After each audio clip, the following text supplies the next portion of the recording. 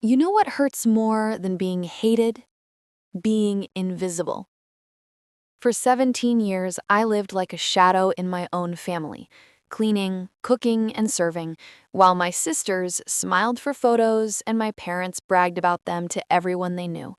I was the forgotten one, the quiet one, the one who made everything run smoothly but never got a single thank you. And the craziest part? I didn't even realize how wrong it was. Not until the day I finally exposed them for who they truly were. Let me take you back to the beginning. I grew up in a family that looked perfect from the outside. My parents ran a successful business. My two older sisters, Emily and Claire, were beautiful, confident, and always in the spotlight. Every family photo, every conversation, every achievement, it was always about them. And then there was me, Lily, the youngest, the quiet one. From as early as I can remember, my role in the house wasn't that of a daughter, it was of a helper, a background character in someone else's story. When Emily was studying for her exams, I was the one making her tea and bringing her snacks. When Claire had dance rehearsals, I was the one washing her costumes late at night. And when guests came over, my mom would tell me, "Lily, make yourself useful. Help in the kitchen." It became normal, expected. But here's the thing. When you're treated like a servant for long enough, you start to believe that's all you're worth. My sisters called it helping the family, but it wasn't help. It was servitude. They'd throw their laundry on my bed, expect me to clean up their messes, and if I ever said no, they'd laugh. "Oh, come on, Lily," Claire would say. "You're home anyway. You don't have anything better to do." They were right, because my parents made sure I didn't. While Emily and Claire got everything, private lessons, vacations, new clothes, I was told there wasn't enough money for me, that I had to understand the situation. I did understand. I understood that love in my house came with conditions. When I turned 15, I wanted to join an art program at school. My teacher said I had real talent, that I should pursue it, but when I told my mom, she barely looked up from her phone. "Art won't pay the bills," she said flatly. "You're better off staying home and helping me."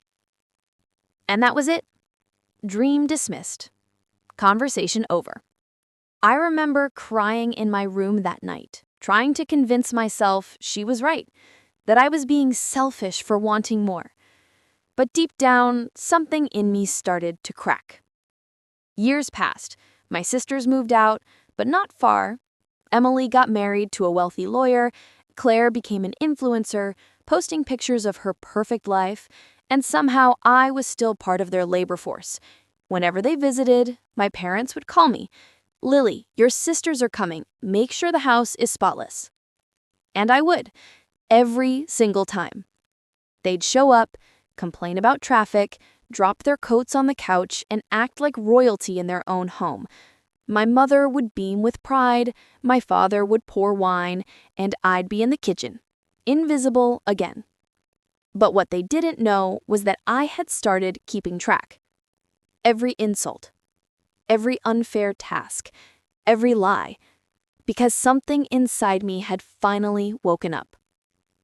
The final straw came one Christmas. Emily and Claire arrived with their husbands and kids, as usual, expecting everything to be perfect. I had spent 2 days preparing the meal, cooking, decorating, wrapping gifts. When it was time for dinner, my mother announced proudly, "Emily made the pie." Everyone clapped. Emily smiled sweetly, taking the credit. And I just stood there, holding the tray I had spent hours working on, my hands shaking. That was the first time I spoke up. "I made the pie." The room went silent. My mother's face hardened instantly. "Don't be rude, Lily." "I'm not being rude. I just want to tell the truth." Claire laughed. "Oh, please, you're always so dramatic." Something inside me snapped. "You've all treated me like a servant for years. You don't even see me as family anymore, just the person who cleans up after you." Emily rolled her eyes. Here we go again, playing the victim. My father slammed his fork down. That's enough. You're embarrassing yourself. Embarrassing myself. That's what they always said when I tried to speak the truth. So I went quiet, but not defeated. Because that night, I made a decision. I wasn't going to stay quiet anymore. A few months later, I got an opportunity I didn't expect. A friend from high school, someone I hadn't spoken to in years, reached out. She worked at a small art studio downtown and said they were hiring an assistant. It wasn't glamorous, it didn't pay much, but it was something that was mine. I started working there part-time, secretly. My parents didn't even know. I'd tell them I was running errands or volunteering, and for the first time, I felt alive. The studio was small, messy, and full of color. The air smelled like paint and freedom. The artists there treated me like an equal, not a burden. They saw me, and little by little, I started to see myself too. I saved every bit of money I could. I spent my nights sketching, painting, and learning. It felt like I was building a secret life, one where I mattered. Then came the moment that changed everything.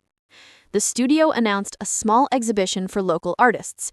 My mentor encouraged me to submit one of my paintings, a portrait I had done of 3 women, elegant, smiling, but if you looked closely, their hands were covered in dust. It was symbolic. My family, perfect on the outside, rotten underneath. I almost didn't submit it. I was scared of what they'd say. But my mentor said something I'll never forget.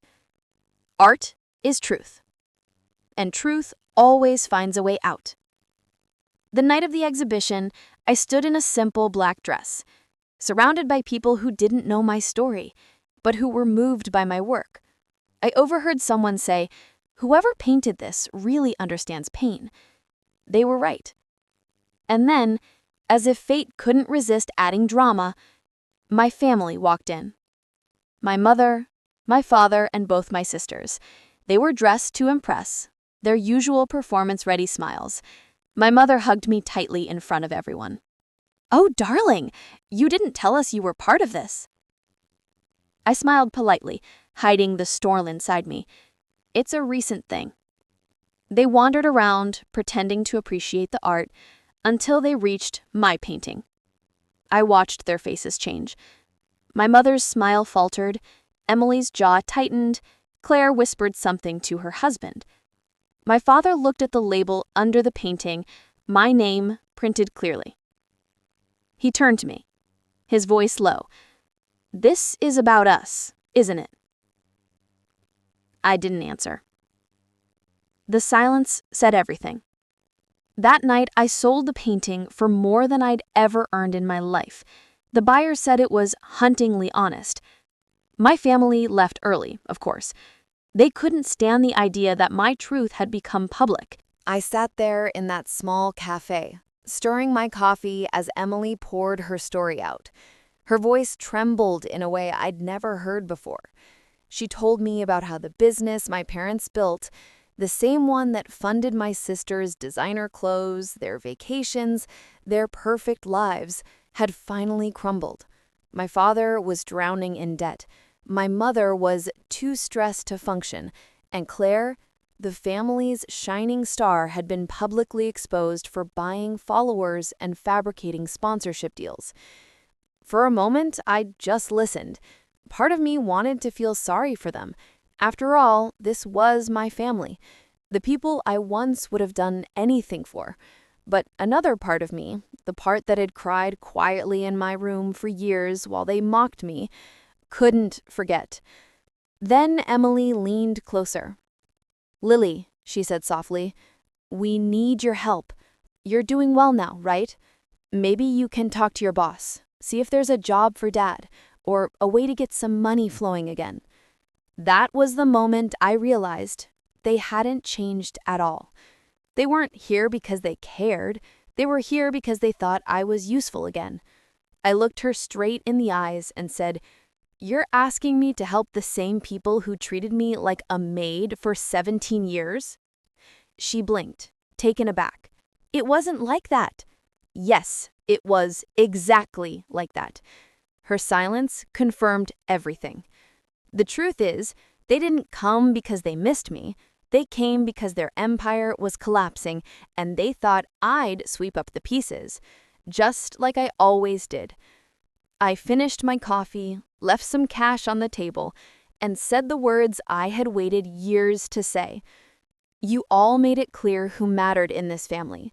Now you get to live with that choice. When I stood to leave, Emily called after me, her voice shaking. You've changed, Lily. You're cruel now. I didn't even look back. No, I said. I finally learned self-respect. After that, I expected peace, freedom.